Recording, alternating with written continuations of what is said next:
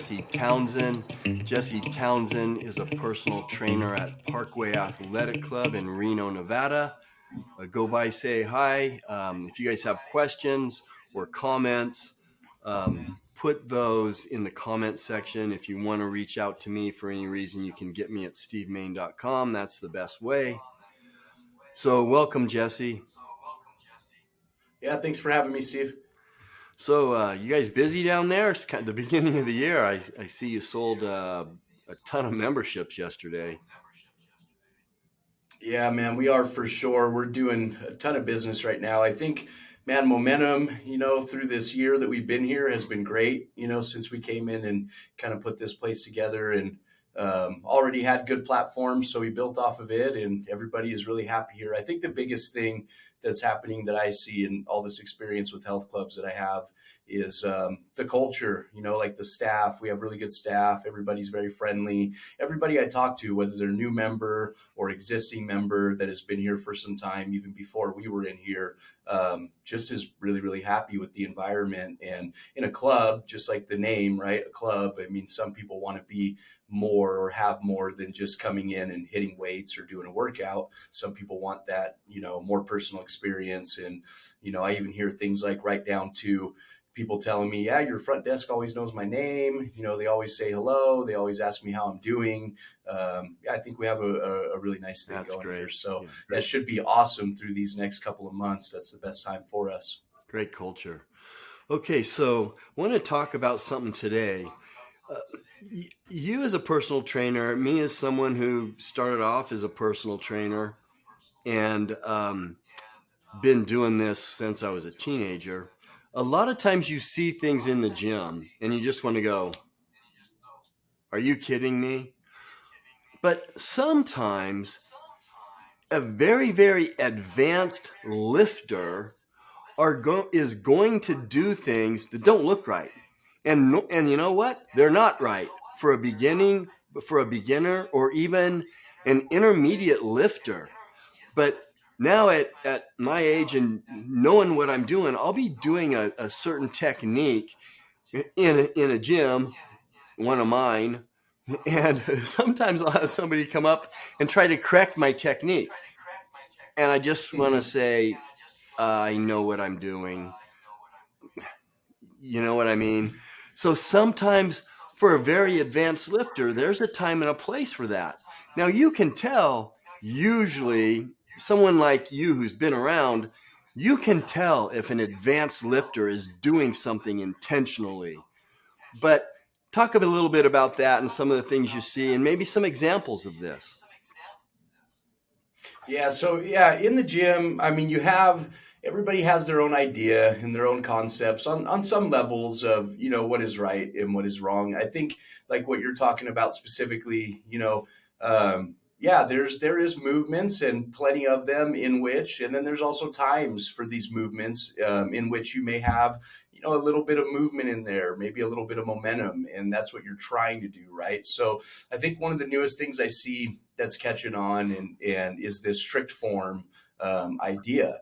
And there's plenty of people that, do strict form workout plans. And yes, there's a time and there's certainly a place for it. And it is good in most workout programs that people are going to run. And it's good most of the time, meaning most of your workouts should be, based on a strict form method, especially when it comes to isolation work and, things where you're trying to work on just one muscle group in particular with that movement you're doing.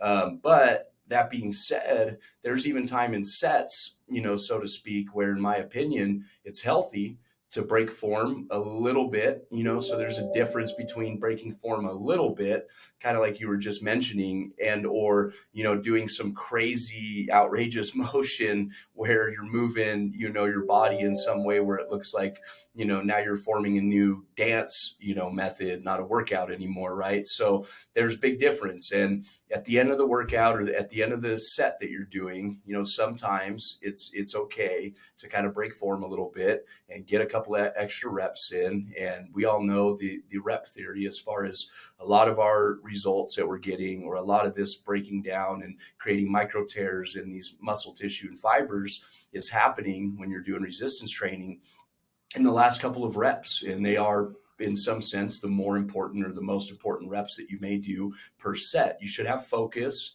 throughout the whole set for sure. You should definitely be paying attention to your form. But again, if you get a little bit out of form towards the end to get a couple of extra reps, that's a great example of somebody maybe watching or looking at that and thinking, oh man, that's really sloppy. That guy's doing, like a tricep press down, but he's got his whole upper body, over that bar, and he's hinging a little bit, up and down with the movement, with the, let's say, cable as he does that movement. Well, like you're saying, Steve, that could be how that person's trying to do it, even at the end, or maybe he's doing that through the whole, rep program that he's running for his sets, and or he or she, and maybe the idea is, that person's trying to go for a little less on the form side, a little bit more on the heavier weight side, and this allows that person to kind of focus and hit that area with some heavier or more tension put into that group. And so breaking that form model a little bit in this case would make sense. Where it doesn't make sense, to me, there's plenty. I could run examples all day, because just like you, we've been in these gyms and been doing this health and fitness stuff for so long. We've seen all the fads and all the new concepts come in, and sometimes fade out really quickly too. But sometimes I would say where you should be more strict is, of course, it's a pretty easy concept to understand. When you're lifting, let's say, heavier weights, you're doing spine loaded exercises. Most compound movements, let's talk about something like a deadlift, which is very popular nowadays and kind of, got its fame back, so to speak, in the last 5 years. Deadlift is one of these lifts where you've got a heavy load in most circumstances, heavy compared to what you normally lift with other exercises. You're using multiple joints. You're hinging, at some point in this exercise. So back is kind of exposed to a little bit of could be compromised, could take a little bit of higher risk, in the activity. And lifts like this, your form should be really, really good, like again, 99, almost 100% of the time, because you're not going to, unless you're trying to be power lifter or you're going for a PR and you break form a little bit, trying to, get this new personal record, or you're at an event and you're trying to win or place or whatever.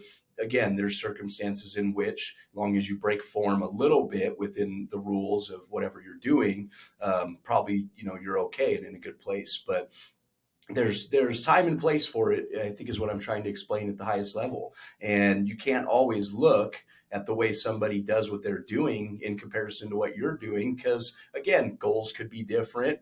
The way that they're doing it could be had purpose, it could be method behind it. So yeah, hard to understand though when you're just, in there doing what you do and you're looking at others. It's hard to understand that there might be a concept where this works.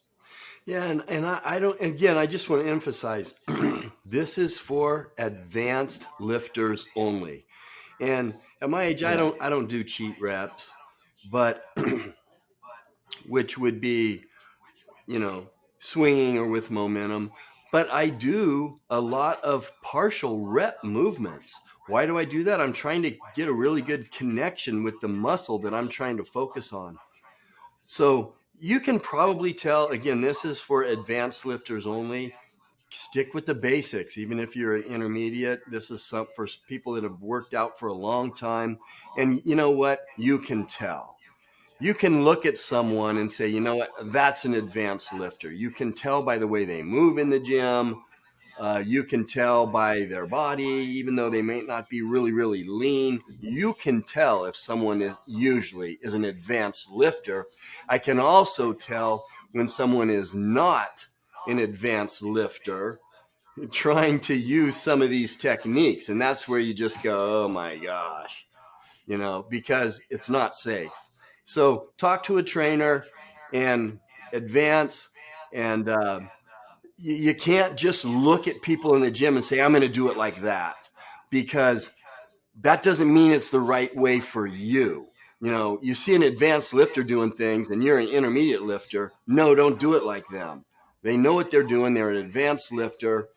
And so you can't just make judgments. And a lot of people do that. They go watch people in the gym instead of getting a free assessment like you can get at our gyms and probably most gyms across the country. Trainers will help you. wherever you are in whatever state you're in. Trainers will help you. They'll give you some tips and advice. So seek that out. So thanks for your input on this, Jesse. Glad everything's going well up there. Jesse's at Parkway Athletic Club. Stop by and say hi. Thanks for being with us, Jesse. Right on. Thanks, Steve.